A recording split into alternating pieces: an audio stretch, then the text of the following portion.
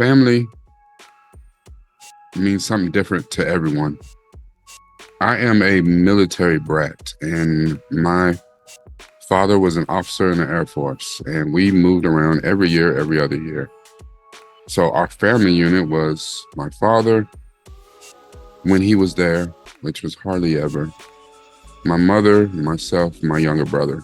When my parents got a divorce is when we ended up in Kentucky. My mom's originally from Lexington, Kentucky. My mom is the second oldest of a very, very, very large family.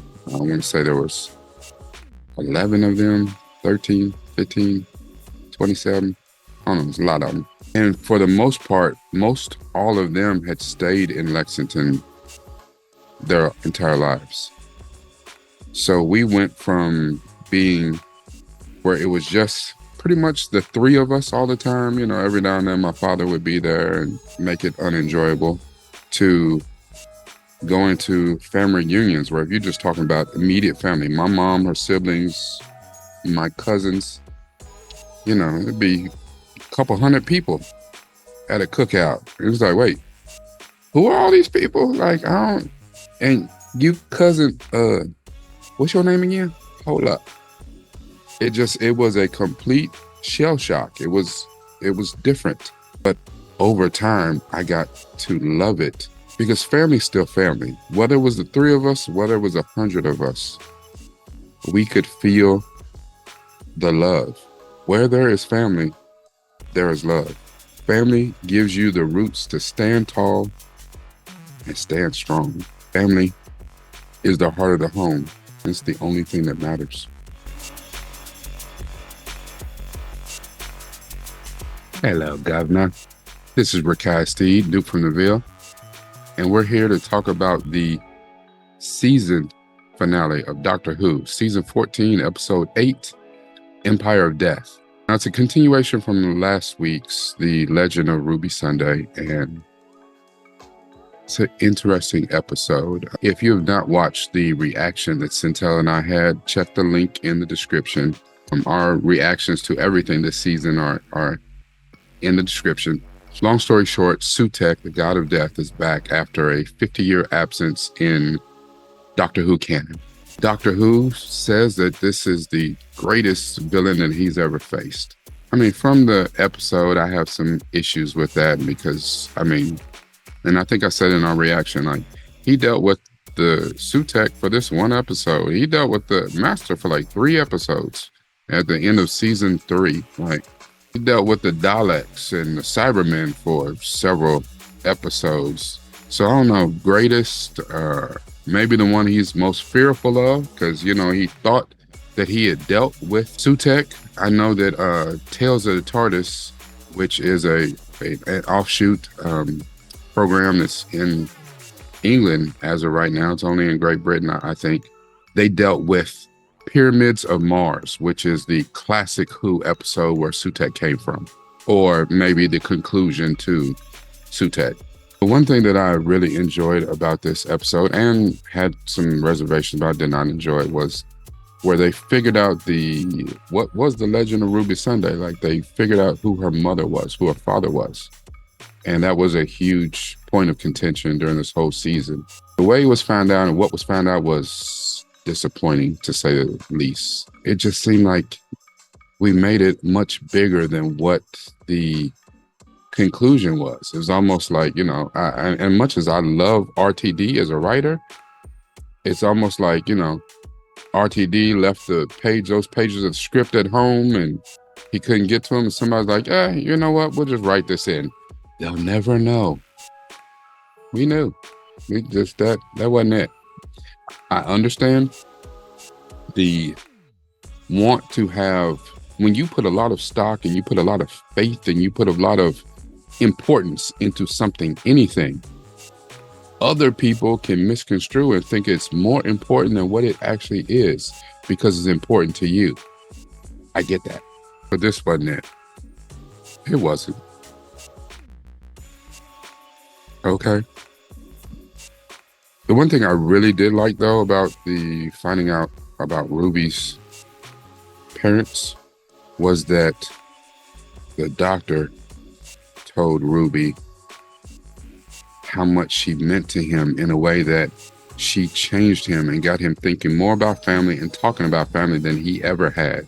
And Syntell and I have watched almost completed 4 full seasons now. We are coming to the end of Donna Noble's season 4, with David Tennant, the 10th Doctor. And so we see a lot of things have happened. I mean, in this season, we got the episode, The Doctor's Daughter, and we found Jenny. And he didn't want to talk about family, Susan, none of that type of stuff. So his level of Chuti, the 15th Doctor, his level of healing, his level of vulnerability regarding this is one of the reasons why he cried so much, like every episode. Is granted, we see that he has evolved as a doctor with his emotions and stuff. My parents got a divorce, a particularly nasty, ugly divorce with some stuff that I'm definitely not going to go into on the internet. Like, if you know me personally, there's a few people that know my backstory and history when it comes into some stuff like that. So I don't have to share everything with y'all. I share a lot, but not everything. But the divorce was ugly. It's nasty. When we ended up in Lexington, Kentucky, the first time we got there at the end of 6th grade. So I did part of 6th grade. I did 7th grade and 8th grade in Lexington, Kentucky. And it was different. You know, at this time, we're world travelers. I've been all over the world. We were coming to Lexington from Germany.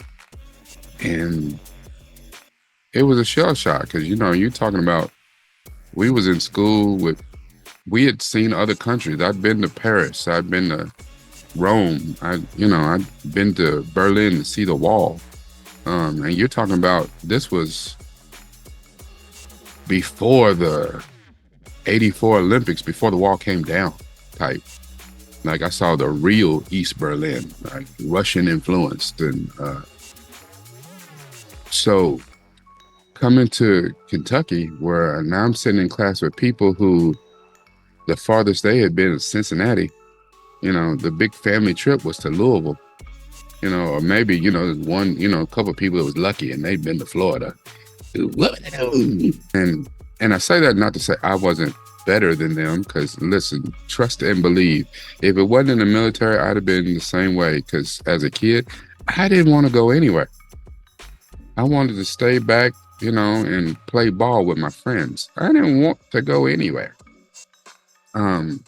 But as I grew older, I saw the opportunity that I had and got to appreciate. And now I can't wait to go anywhere, everywhere, all over the world, because I really didn't appreciate the opportunity I had when I was there.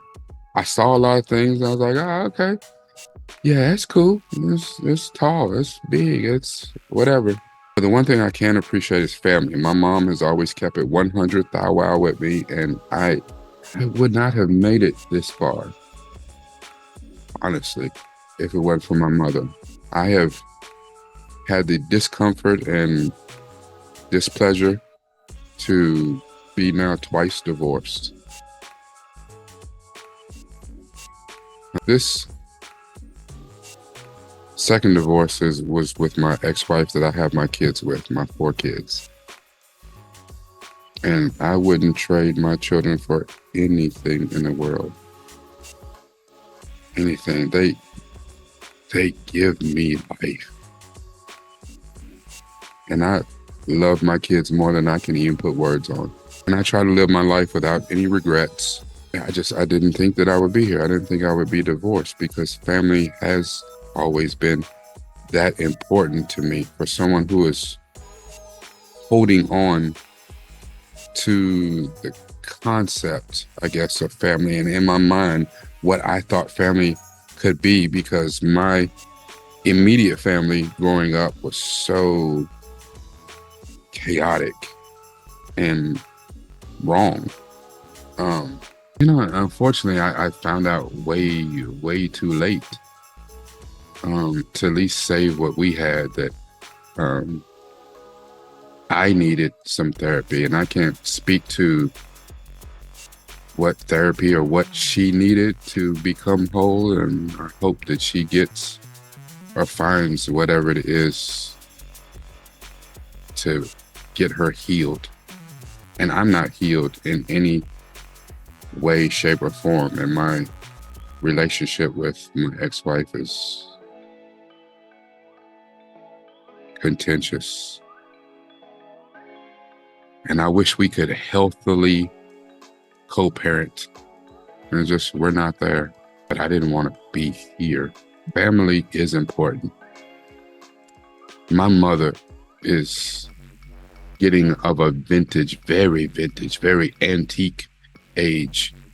So every time that me and the kids are around her, someone told me, because it never really dawns on me, it's like, you need to take pictures.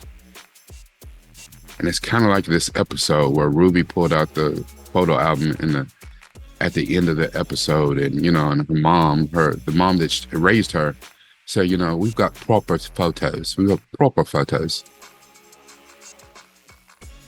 And I never think about taking a bunch of pictures. I just think, the experience is in being with you, sitting with you. I never think about that, but I started to think about that because she won't be around forever. My grandmother, God rest her soul, she lived to be 102 years old. She died in September 2022. She was born in 1920. She lived a long life. And I value so much of the time that I got to spend around my grandmother. She had so much wisdom. And she was just one of the sweetest women I have ever met. I've only seen her angry twice.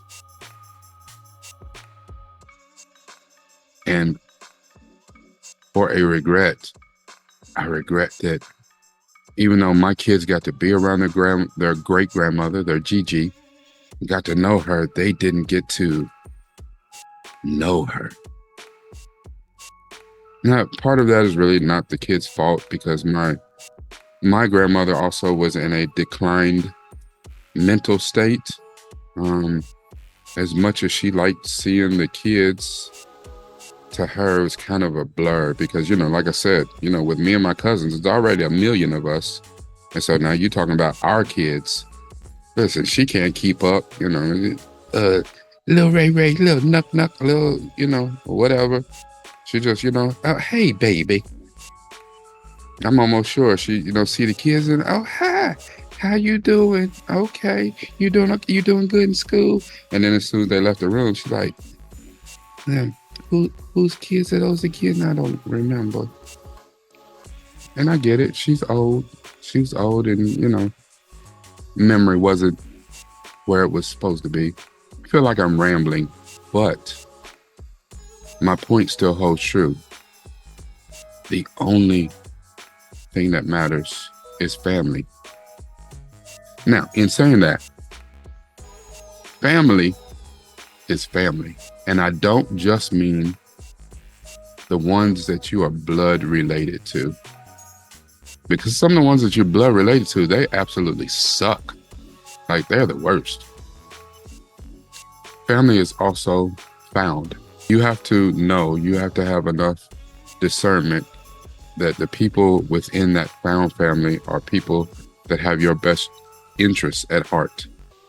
People that want the best out of you, even if that's not what you want for yourself. And it's hard to find those type of people who are not entirely selfish, or it's one-sided.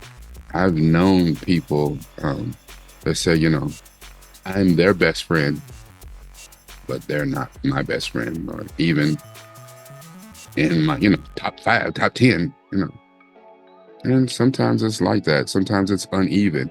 And if you're blessed enough to find some people it's even, that's a great thing.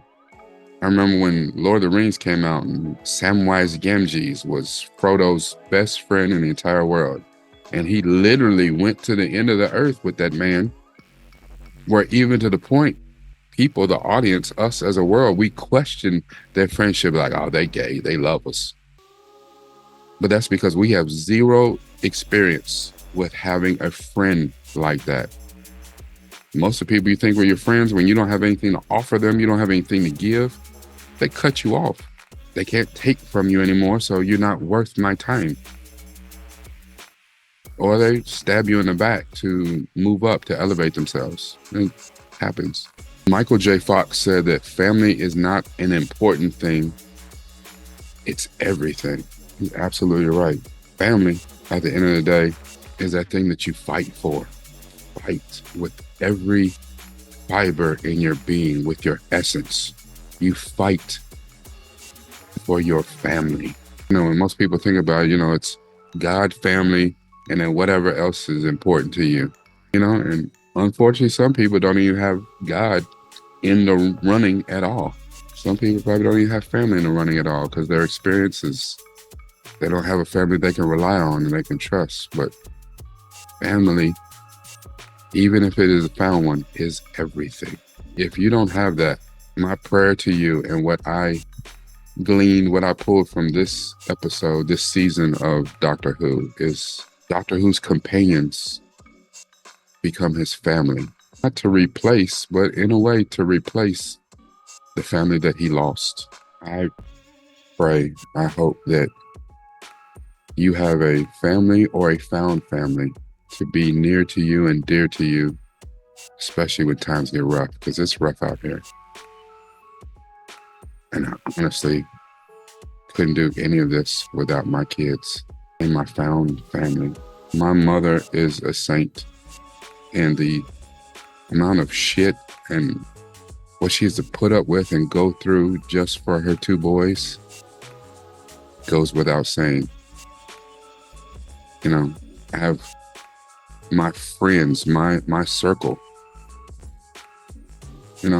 My younger brother, even as much as I hated him when we were growing up, when we became adults, we actually became friends. And then we actually became family again, even though we were blood related. He was always my little brother, but I couldn't stand his ass. And then when I learned to like him, then I learned to love him. And I love, his wife and my nephews and my niece. That is my family. My brother, Chuck,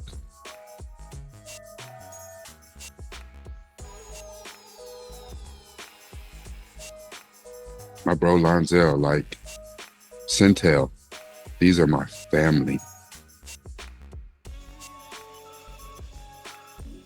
I hope you find your tribe, your community, your family. Because at the end of the day, nothing else matters. It's the only thing that matters. This is Rekkai Steed, Nuke from the Ville. Like, comment, share, stop playing. Hit the subscription button. And if you want, I will give you some information too about the wonderful Discord that Syntell has set up, and maybe somewhere down the line that, I'll do the same thing too. Go by my Patreon so you can get an early and advanced jump on some of these videos that I'm doing. Trying to do better by my newfound family, my subscribers, and my people out here on the web. I truly do appreciate you. As I always say, this right here, use it and never stop using this right here.